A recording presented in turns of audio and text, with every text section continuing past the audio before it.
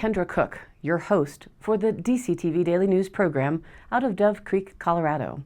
The Dolores County Broadcasting Network is the producer of DCTV with support from the Southwest Colorado TV Translator Association. That's the Special District Association responsible for bringing the area free-to-access TV stations over the air by antenna.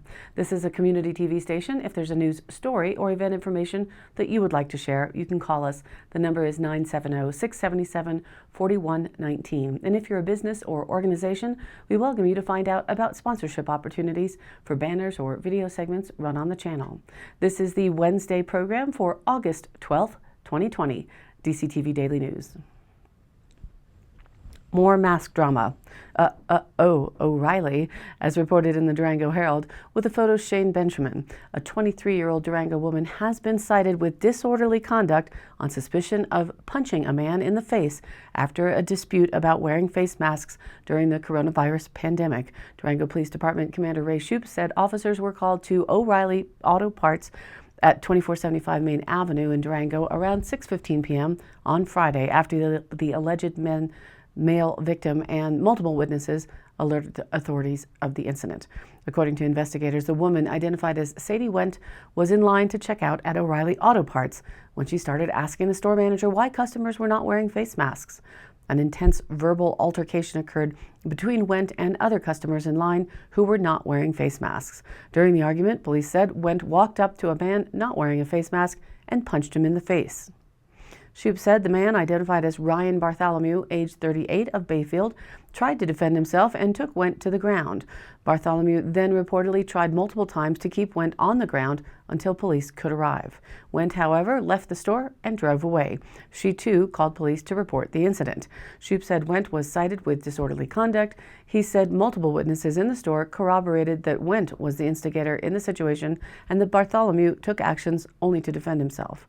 Wendt told the Durango Herald last Friday that only a small number of people in the store on Friday were wearing masks, and she expressed to the store manager that it was an unsafe environment.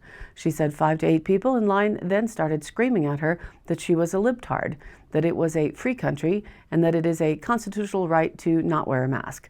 Wendt said Bartholomew told her to, quote, "choke yourself with your mask." "I went up and hit him in the face because I felt threatened," she said. Wendt contends that Bartholomew threw her to the ground, put her in a chokehold, and started beating her. Wendt said she eventually got free, but Bartholomew blocked the exit until the store manager intervened. Wendt said that there were bruises on her leg, marks on her neck, and her back is in severe pain from being hit in the back, she said, and she went to the hospital to get, quote, proof for court. His natural instinct was self-defense, she said, but what happened after initial self-defense was uncalled for and unsafe. I was scared for my life. Shoup said multiple witnesses' statements do not align with Wendt's account for the incident.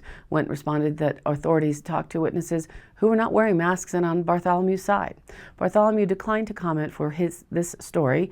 Bartholomew, speaking to officers, said Wendt was, quote, running her mouth, and he told her to shut up. According to a police report, he then told officers he grabbed Wendt and put her on the ground in self-defense. Speaking to the Herald, Curtis Wood, manager on duty at the time of the incident, said Bartholomew did hold Wendt down by the neck but never struck her.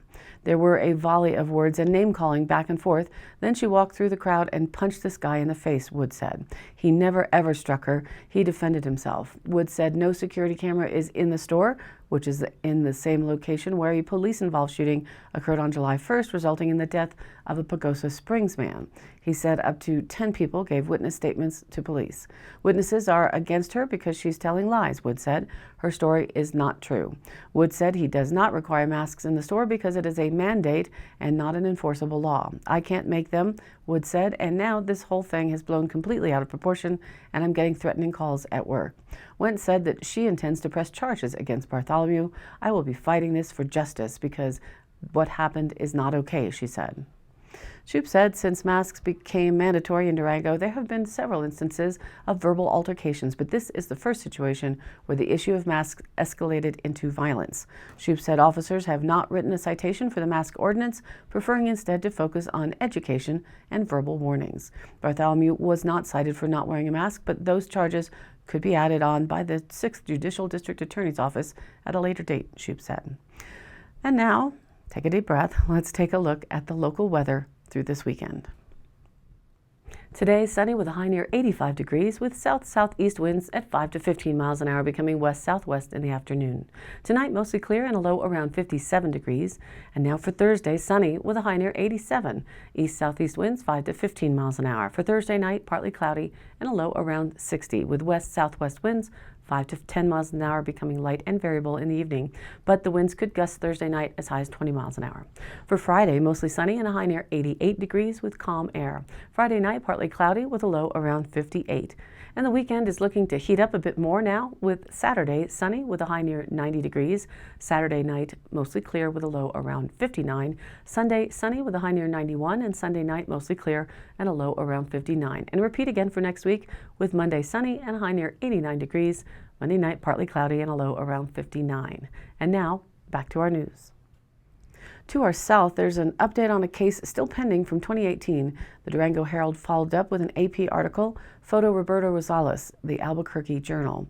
A second member of an extended family facing firearms, kidnapping, and terrorism-related charges in connection with a 2018 raid on a remote compound where a child's decomposed body was found has been ordered hospitalized for mental health treatment. The case, which revolves around the mysterious death of a 3-year-old boy at the family's ramshackle settlement in northern New Mexico, has been thrown into disarray by mental health issues and the coronavirus pandemic that has swept through correctional facilities. 5 defendants are pleading not guilty to federal charges. Their trial, once scheduled for autumn, has been placed on hold until competency issues for all defendants are resolved amid multiple mental health evaluations, the U.S. Attorney's Office spokesman Scott Howell said on Tuesday. A federal judge last week determined that Lucas Morton, age 42, is incompetent to stand trial and should be committed to a federal medical center for treatment and reevaluation within 4 months, according to court records obtained on Tuesday. An attorney for Morton declined to comment. In October of 2019, a similar order was issued against co-defendant Janie LeVay after a judge found she was unable to understand the charges against her because she was suffering from mental illness. Prosecutors say that diagnosis has not changed. LeVay was described in court documents as a leader of the group of extended family members who had been living at a high desert compound. Taos County Sheriff officials raided it in August of 2018, saying they found 11 hungry children, a firing range, and firearms. In a second search days later, they recovered the remains of a 3-year-old boy in an underground tunnel. He was the son of Siraj ibn Wahaj, one of the 5 suspects and LeVay's partner, and had been reported missing by his mother in Georgia. Authorities said that the child, Abdul Ghani Wahaj, had suffered from untreated disabilities as LeVay and Siraj ibn Wahaj performed daily prayer rituals over him. Authorities said LeVay believed medication suppressed the group's Muslim beliefs. The child had died the previous winter, according to authorities. Siraj ibn Wahaj has petitioned a U.S. District Court to be released from a correctional center pending trial to avoid exposure to COVID-19. He is asked to stay at a halfway house in Albuquerque while wearing a GPS monitor. Federal prison records show that Hujra Wahaj is being held at a jail in Los Angeles. The U.S. Attorney Office says that Subhana Wahaj, Morton's wife and the mother of 4 children, remains in custody, though it is unclear where. In late 2018, an FBI agent testified that LeVay's 2 teenage sons had described how she expected Abdul Ghani to be resurrected as Jesus and provide instructions to get rid of institutions that involved teachers, law enforcement, and banks. The boys were among those living at the compound and who had been trained at a firing range on the property in military tactics, authorities said. Attorneys for the group in the past have disputed prosecutors' allegations, saying much of it is based on the uncorroborated statements of children whom authorities interviewed without a parent or guardian present. One attorney also said that the scrutiny of the prayer ritual performed over the sick child had resulted in the group's faith being used against them. LeVay, who is from Haiti, is charged with possessing a firearm while living in the country illegally, while the other defendants have been accused of conspiring to provide her with firearms and ammunition. All in the group, except the dead boy's father, are charged in the kidnapping of Abdul Ghani. U.S. law generally does not allow authorities to charge parents with kidnapping their own children, except in international cases. And the Journal reported on an uptick in drugs in Montezuma County. Memphis deputy marshals pulled over a car about a month ago for a routine traffic stop, but what they found shocked them. 125 fentanyl pills, a powerful synthetic opioid typically used to treat patients with severe pain. Investigations into 2 deaths in Memphis last year also uncovered a large amount of fentanyl in the body's systems. We've seen an uptick in fentanyl in the area, said Memphis Marshal Justin Goodall, particularly during the COVID-19 pandemic. With the borders closed, drug sellers can't get the ingredients to make methamphetamine, so they're going to, quote, push something else, Goodall said. However, Goodall said he believes meth is being, quote, cut with fentanyl, a lethal combination. When meth is made illegally, it is produced by distilling several harsh chemicals and medications like codeine. It is also often, quote, cut with additives to intensify and alter the effects of the drug so dealers can make less of the actual drug for more money. To confirm their suspicion, the Memphis Marshal Office sent meth samples to state drug testing laboratories with the Department of Public Health and Environment. Quote, 1 fentanyl pill could equate to 1 death depending on the potency, Goodall said. Chronic users also have to take more of the drug to reach the same high, leading to highly lethal amounts, he said. Montezuma County Sheriff Steve Nowlin has also noted a large increase in fentanyl drug use. There have been quite a few overdoses, Nowlin said, and not just with fentanyl, but with meth and heroin, too. The uptick is not isolated to Montezuma County. The Colorado Department of Public Health and Environment recorded 443 overdose deaths in the state between January and April 2020, a 35% increase from the same time period in 2019. According to the Colorado Institute of Health, the biggest increase in overdose deaths came in March and April at the start of the COVID-19 pandemic. Montezuma County has had 4 overdose deaths in 2020 since the start of March, according to County Coroner George Devers. The average number of overdoses has typically been 2 to 3, but the past couple of years have seen an increase in overdose deaths, with the record at 11 in 1 year, Devers said. The lockdown exacerbated social isolation and stress as many Coloradans lost their jobs and stayed home to avoid the virus. 2019 had already broken state records for the highest number of overdoses when 1,062 Coloradans died. Of the deaths, 612 were from opioids like fentanyl, according to the data from the CDPHE.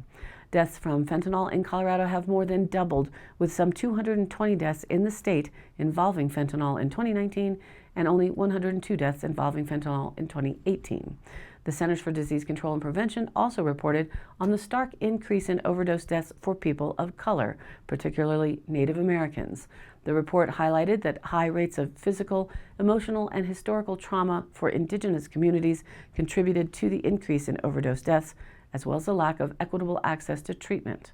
People living in remote rural areas also lack easy access to mental health support, which can lead to a higher rate of overdose deaths.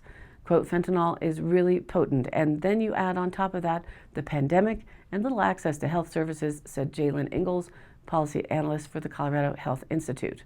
Those drivers to substance abuse will likely play out over the next several years, Ingalls said, and they are both, quote, things we will want to address. The Durango Herald reported on what's happening in Bayfield in terms of regulations for marijuana and growing. Photo Shannon Mullane. Surrounding the town of Bayfield is a 3-mile buffer where marijuana production is restricted, courtesy of an agreement reached between the town and La Plata County. But as of Tuesday, that agreement is up for debate. Resolution 311, passed in 2013, successfully asked La Plata County to ban commercial marijuana production outside of town limits. It does not regulate hemp production. Town representatives asked community members for feedback on possibly revising those restrictions during a public hearing held on Tuesday. The meeting was held outside with masks because of the coronavirus pandemic. The community's reaction was divided between those who wanted changes and those who preferred keeping existing restrictions. Quote, "It's a great time to revisit it. We've had a number of years of experience with legal marijuana," said Nancy Dosdall, a contract planner for Bayfield. "The idea here is to consider should that be changed at all." Resolution 311 passed less than a year after Colorado voted to legalize marijuana in 2012. The resolution asked La Plata County to ban any commercial marijuana land uses within the 3-mile radius, including marijuana cultivation, manufacturing, testing, and retail facilities. The county complied. At the time, the town stated concerns about law enforcement capacity and said marijuana uses were incompatible with the town's comprehensive plan. The restrictions in the radius area impact 1,209 privately owned land parcels in the county. Now the county is redoing its land use codes, and hemp growing establishments in the area have expressed interest in marijuana cultivation, according to a staff report by Dosdall. The La Plata County Sheriff's Office representative also said most law enforcement activity in the area related to marijuana dealt with illegal grows or false alarms at legal grows, according to the staff report. Annie Chisholm, a county resident, said that she already lives near a hemp farm and with young children at the house appreciated the sheriff's extra patrols in the area. 3 people submitted comments electronically wanting to maintain current restrictions. Quote, "I'm asking you to please make sure you do not allow marijuana grows any closer than they currently are in the town," said Chris Bernard, a Bayfield resident, in an email to the town. He was concerned about a, quote, "slippery slope" and wanted to maintain a peaceful neighborhood feel, and said the increase in, quote, "crime, homelessness, and filth" coincided with legalization of marijuana in Durango. Steve Salka, a county resident near Bayfield and former Durango Director of Utilities, said marijuana didn't have any effect on homelessness in Durango. Homelessness was an issue in and of itself. Quote, "If we live in the county, we shouldn't have to abide by what's going on in Bayfield," Salka said, later adding that county residents don't get to vote in town affairs. Kevin Wang, who owns a hemp farm off of U.S. Highway 160 near Bayfield, spoke in support of lifting restrictions, wanting more financial flexibility to make a living. Town representatives suggested a menu of possible revisions for the resolution, ranging from no change at all to, quote, "choose your own option." The town could also choose to shrink the restricted zone. Any changes to that 3-mile radius would not change the existing ban on commercial marijuana cultivation inside town boundaries, said Katie Sickles, the town manager. Changes also would not affect existing restrictions on retail uses like dispensaries within the radius area. Only marijuana cultivation operations would be allowed in the radius area. Any changes would be several months away after review and approval by the Bayfield Planning Commission, Town Board, and La Plata County government. Quote, "I'm glad we had the public hearing because I think there's a lot of confusion about what this is actually about," said Bayfield Mayor Ashley Tarkington. "To me, this is more of a land use issue than a marijuana issue." And links to stories and notices are put online on our Facebook page, which is DCTV Daily News, where you can also watch the program replay along with news links and stories of local interest. And you too can share other events or news there and join in on the conversation. This is your local community TV station, so if you have something that you would like to share, contact us. The email is dcbnnews@gmail.com and the phone number is 970-677-4119. Thanks for tuning in to DCTV Daily News. Programs are broadcast Monday through Friday with replays online on our YouTube channel or the DCTV Daily News page on Facebook. And if you like the program, please do like and follow us on Facebook and share it with your friends and family. This has been a production of DCTV for the DCTV Daily News program out of Dove Creek, Colorado, USA. I'm Kendra Cook. Again, thank you for watching.